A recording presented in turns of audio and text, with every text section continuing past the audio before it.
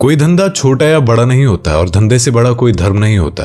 ठीक यही किया गौतम अडानी ने। समय पर जो धंधा मिला उसे पूरे मन से किया और आगे बढ़ते रहे। गौतम अडानी, भला इन्हें कौन नहीं जानता, किसी ने नहीं सोचा था कि अहमदाबाद की तंग गलियों में रहने वाला एक आम सा लड़का दुनिया का पहला सबसे अमीर व्यक्ति बन जाएगा। फोर्ब्स की लिस्ट में गौतम अडानी दुनिया के सबसे अमीर लोगों की लिस्ट में तीसरे नंबर पर है और भारत में अमीरों में पहले नंबर पर है। तो आज आपको इस वीडियो में मिलवाते हैं वर्तमान में सबसे सफल कारोबारी अडानी के संघर्षों और सफलताओं से। तो चलिए जानते हैं गौतम अडानी के फर्श से अर्श तक पहुंचने की कहानी। गौतम अडानी का शुरुआती जीवन। गौतम अडानी, इनका जन्म गुजरात के अहमदाबाद में 24 जून 1962 को हुआ था। अगर इनके परिवार की बात करें तो ये 6 भाई बहन थे। बहुत कम लोगों को यह पता होगा कि गौतम अडानी का परिवार पहले आर्थिक रूप से बहुत कमजोर हुआ करता था। हद से ज्यादा गरीब होने की वजह से इनका परिवार अहमदाबाद के पोल इलाके के शेठ चौल में रहा करता था। बात सन 1980 के दशक की है।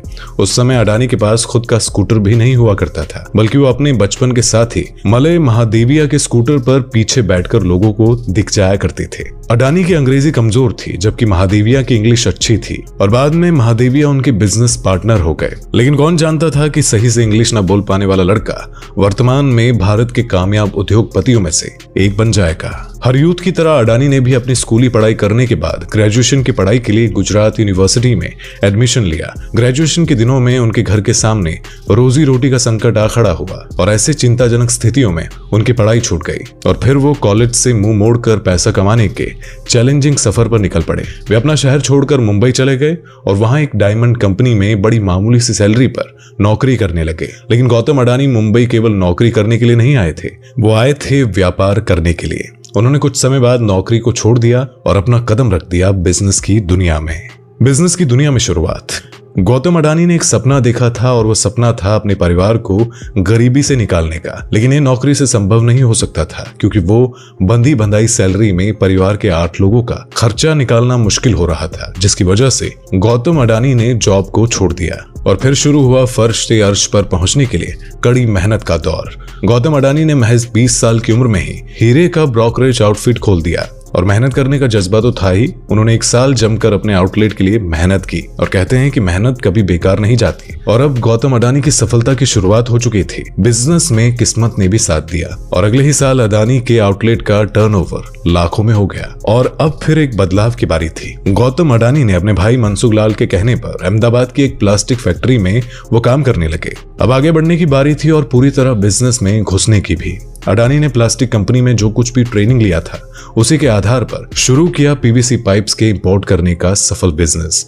गौतम अडानी ने 1988 में export import company Adani enterprises की स्थापना की और उन्होंने 1988 में कांडला पोर्ट के जरिए प्लास्टिक ग्रेनुअल्स को इंपोर्ट किया। प्लास्टिक ग्रेनुअल्स को इंपोर्ट करके अपना बिजनेस शुरू कर दिया। वे दूसरे देशों में प्लास्टिक ग्रेनुअल्स को खरीदकर गुजरात में लाते थे और फिर गुजरात की छोटी छोटी कंपनियों को पीवीसी की सप्लाई करते थे। 1988 के उस दौर में जहां दूसरे व्यापारी प्लास्टिक ग्रेनुअल्स की कीमत घटने बढ़ने की वजह से अपने कस्टमर्स की डिमांड पूरी नहीं कर पा रहे थे, तब गौतम अडानी जी घाटा सहकर भी अपने सभी ग्राहकों की डिमांड को पूरा करते थे। ऊपर से अपने कस्टमर्स के साथ इनका अच्छा बिहेवियर भी था, इसलिए लोग इन्हें धीरे धीरे करके एक भरोसेमंद बिजनेसमैन के रूप में देखने लगे। इसके बाद गौतम अडानी ने धीरे धीरे करके अपने इस बिजनेस को काफी बड़ा कर दिया और गुजरात की बड़ी बड़ी कंपनियों को भी पीवीसी की सप्लाई देने लगे। और देखते ही देखते मात्र 4 साल के अंदर ही इनका बिजनेस इतना ज्यादा बढ़ गया कि 100 मैट्रिक टन इंपोर्ट से शुरू किया गया इनका business 40,000 metric ton PVC import में बदल गया। पीवीसी मार्केट में अपनी अच्छी पकड़ बना लेने के बाद अडानी जी ने केमिकल और पेट्रोलियम का भी इंपोर्ट करना शुरू कर दिया और धीरे धीरे करके इन्होंने एक्सपोर्ट्स में भी अपना परचम लहराना शुरू कर दिया, जिसके बाद इंडिया के बड़े बड़े नेता भी इन्हें जानने लगे। और 1990 खत्म होते होते चिमन भाई पटेल और कैशू भाई पटेल जैसे बड़े गुजराती नेता इनके काफी अच्छे दोस्त बन गए। इसके बाद 1994 का वो दौर आया जब गुजरात सरकार ने मुद्रा पोर्ट के लिए मैनेजरियल आउटसोर्सिंग की बात कही। इस काम में अडानी जी को अपना काफी फायदा नजर आया और इसीलिए उन्होंने 1995 में इस कॉन्ट्रैक्ट को ले लिया। अडानी जी का थर्मल पावर जनरेशन के फील्ड में कदम। दोस्तों, मुद्रा पोर्ट के हाथ में आ जाने के बाद अडानी जी ने खुद को मिनरल लैंडिंग और कोल ट्रेडिंग के क्षेत्र में भी आगे बढ़ाया और इसी की मदद से उन्होंने थर्मल पावर जनरेशन के फील्ड में भी कदम रखा। और इस फील्ड में उन्होंने ऐसा काम किया कि जहां पहले के समय में पूरे गुजरात की power generation generation capacity 8000 megawatt थी, तो वहीं आज के समय में सिर्फ अकेले अडानी जी के थर्मल पावर प्लांट की जनरेशन कैपेसिटी 4620 मेगावाट तक पहुंच चुकी है। और दोस्तों देखते ही देखते अडानी जी ने अपने ग्रुप के टर्नओवर को साल 2000 में 3300 करोड़ से बढ़ाकर साल 2013 में 47,000 करोड़ रुपए तक कर लिया। और दोस्तों बात अगर प्रेजेंट डे की यानी 2022 की करें तो आज के समय में अडानी जी का business solar manufacturing, industrial land, road and rail, real estate, logistic, fruits और डिफेंस एंड एरोस्पेस जैसे कई फील्ड तक एक्सपैंड कर चुका है। और सिर्फ यही नहीं दोस्तों, आप ये जानकर चौंक जाएंगे कि 2019 में महामारी के दौरान जहां ज्यादातर कंपनियां घाटे में जा रही थी, वहीं गौतम अडानी की 6 कंपनियों ने साथ मिलकर $89 बिलियन का मुनाफा कमाया था। और ये अडानी ग्रुप के इतिहास के सबसे सुनहरे दिन थे। और दोस्तों अडानी के ऐसी चौंका देने वाली ग्रोथ को देखते हुए वॉरबर्ग फर्म ने अडानी पोर्ट्स में $110 मिलियन इन्वेस्ट किया और फ्रांस की टोटल एनर्जीज ने अडानी ग्रीन में $2.5 बिलियन का इन्वेस्टमेंट किया। विवादों में भी रहा नाता।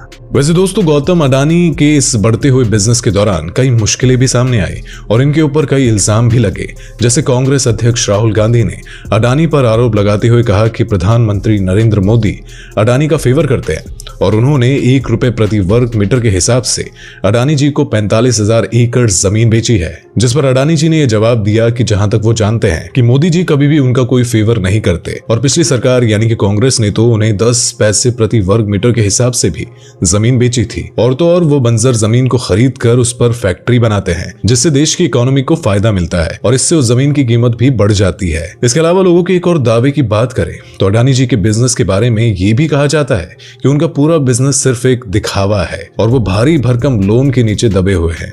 और तो और ये भी कहा जाता है कि मोदी जी ने इतना ज्यादा लोन हासिल करने में अडानी की मदद की है। दोस्तों जब अडानी ग्रुप ने ऑस्ट्रेलिया के कंट्रोवर्शियल कोल माइन प्रोजेक्ट पर काम करना शुरू किया था तब ऑस्ट्रेलिया की जनता सड़कों पर उतर आई थी और उन्होंने स्टॉप अडानी के नारे भी लगाए थे। लेकिन अडानी जी ने यहाँ भी हार नहीं मानी और अपने प्रोजेक्ट को सक्सेसफुल बनाने में लगे रहे। गौतम अडानी की नेट वर्थ कितनी है?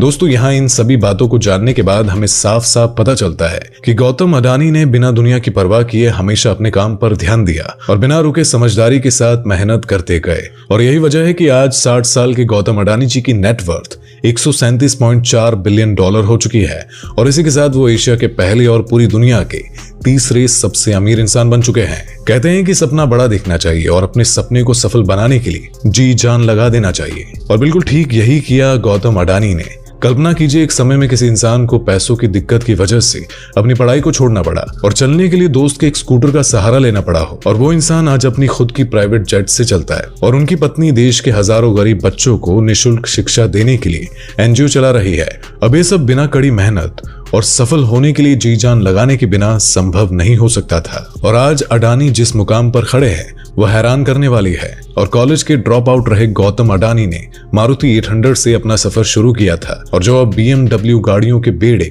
और एक फरारी तक पहुंच चुका है। इसके अलावा उनके पास 3 हेलीकॉप्टर्स के साथ साथ 3 बॉम्बार्डियर और बीच क्राफ्ट विमान भी है जिनकी सीटों की क्षमता 837 और 50 है। सबसे सफल बिजनेसमैन के सफर में गौतम अडानी को सक्सेस आसानी से प्राप्त नहीं हुई थी, बल्कि सफलता के पीछे अडानी जी का त्याग, समर्पण और काम के प्रति ईमानदारी का अहम योगदान है। तो दोस्तों ये थी कहानी उस लड़के की जिसने गुजरात की छोटी गलियों से निकलकर दुनिया के सबसे नंबर 1 बिजनेसमैन गौतम अडानी के रूप में अपनी पहचान बनाई। तो आपका इस बारे में क्या कहना है हमें कमेंट बॉक्स में जरूर बताएं। साथ ही वीडियो पसंद आई हो तो इसे लाइक करें और चैनल को सब्सक्राइब करना मत भूलिएगा। Thanks for watching.